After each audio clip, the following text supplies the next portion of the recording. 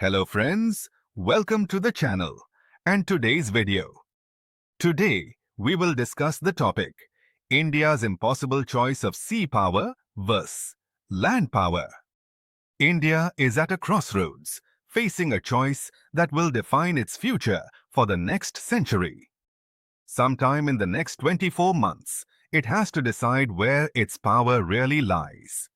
In defending its volatile land borders from a two-front threat, or in commanding the vast Indian Ocean to secure its economy and counter a rising China. Getting this wrong isn't just a strategic mistake. It's a potential death blow to its ambitions of becoming a superpower. For generations, the mountains have been India's guardians and its obsession. But today, the real battle for tomorrow is shifting to the high seas. The question is no longer if India will be a great power, but how. And the answer is buried in one of the toughest strategic calculations any nation has ever had to make. For India, history is written in blood on its land borders. The country's strategic thinking was forged in the brutal terrain of the Himalayas and the plains of Punjab. The threat here isn't abstract.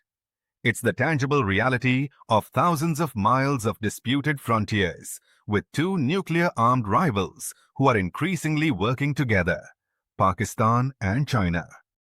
This is the core of the two-front war problem, a scenario that defense planners don't see as a remote possibility, but as something they must prepare for. On the Western Front, the line of control with Pakistan is a constant source of low-level conflict, terrorism, and instability. But the real game-changer is the Northern Front. Along the 3,488-kilometer line of actual control, or LAC, China is applying relentless pressure. The violent clashes in 2020 were a wake-up call. But Beijing's strategy is much more subtle than direct fighting. The Indian Army has flagged the construction of hundreds of so-called border guardian villages in Tibet, right along the LAC.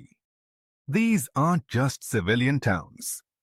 They are dual-use assets built to give logistical and surveillance support to the People's Liberation Army in a future conflict.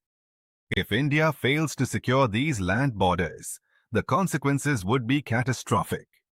It could mean losing sovereign territory, a constant drain on military resources, and a state of permanent instability that would crush India's economic dreams. You can't project power across the globe if your own home is under threat. This mindset is driving the Indian Army's massive push for modernization. There's a clear focus on next-gen weapons, long-range artillery, and unmanned systems designed for mountain warfare. That's why the Ministry of Defense declared 2025 the year of reforms, scrambling to improve joint operations and integrate new tech like AI and cyber warfare for future land threats. For those who believe in Fortress India, the logic is simple and brutal. You have to secure the walls of your home before you go exploring. The threat is real, and it demands intense preparation and a powerful military on the ground. While the Himalayas demand focus, the battle for India's 21st century destiny might be won or lost at sea. India's geography is its greatest advantage. It sits directly on top of the Indian Ocean, a position no other major power has. This ocean is the world's economic superhighway. Nearly 95% of India's trade by volume and over 85% of its crude oil imports cross these waters. Critical choke points like the Strait of Hormuz, the Bab el-Mandeb, and the Malacca Strait are the arteries of the global economy, and they are India's lifeline. Any disruption there doesn't just impact trade. It threatens India's energy security and its entire economy. This is where China reappears, not as a border threat, but as a maritime challenger. For years, China has been executing its Kante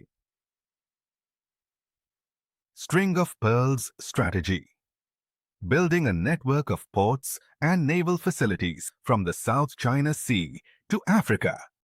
Ports in places like Hambantota in Sri Lanka, Kyaukphyu in Myanmar, and Gwadar in Pakistan aren't just for trade. They're strategic footholds that let the People's Liberation Army Navy, or PLAN, project power deep into India's backyard.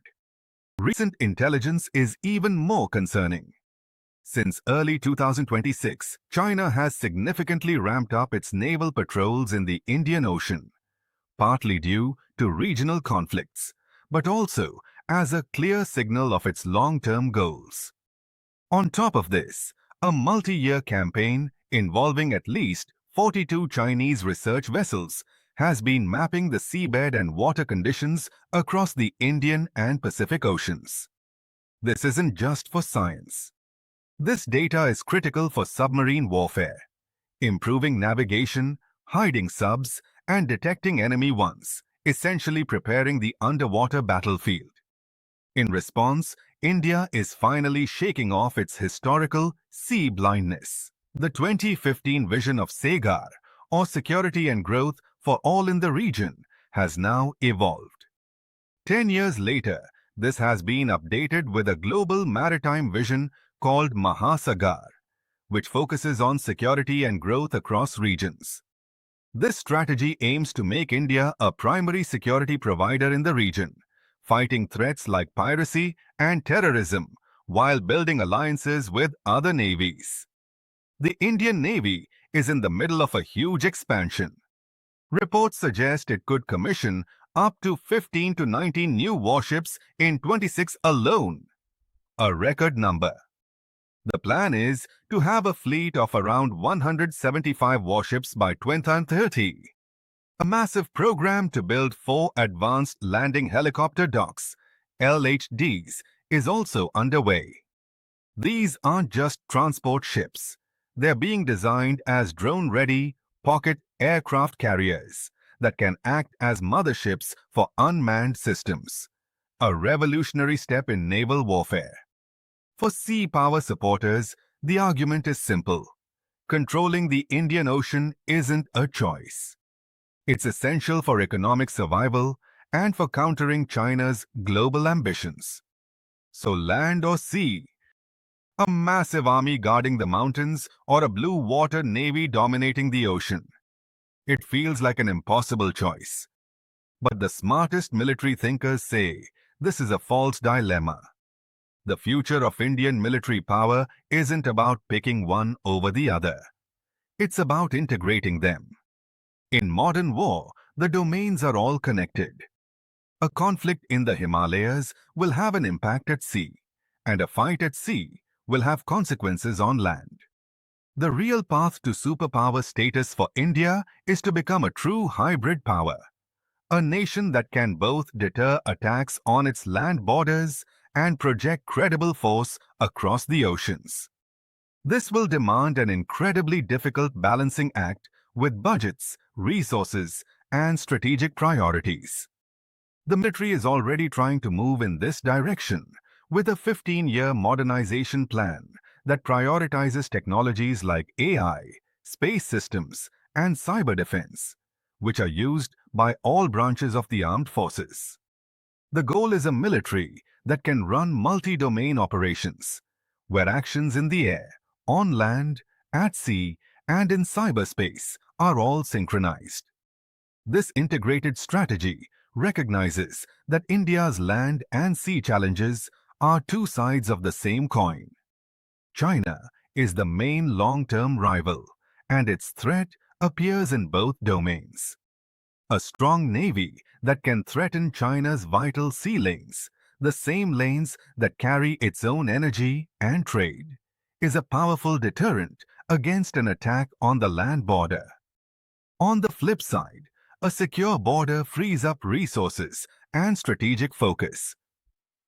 For expansion at sea, India can't afford to have its navy stuck defending the coast because of a crisis in the Himalayas.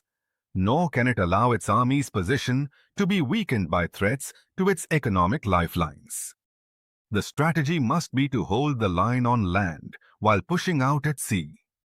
But this is a debate with fierce arguments on both sides. Resources are limited, and the threats are here and now. So what do you think?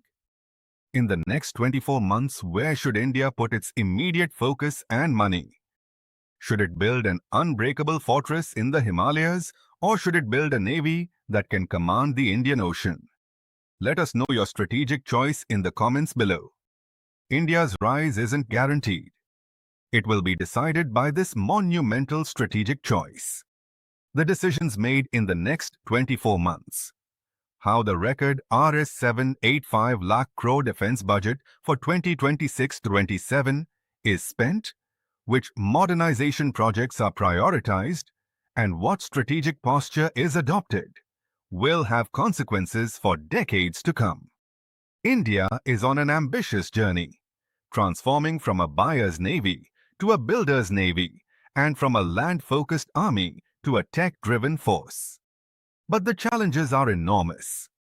A two-front land threat is still a real danger, and China's shadow over the Indian Ocean is getting longer every day.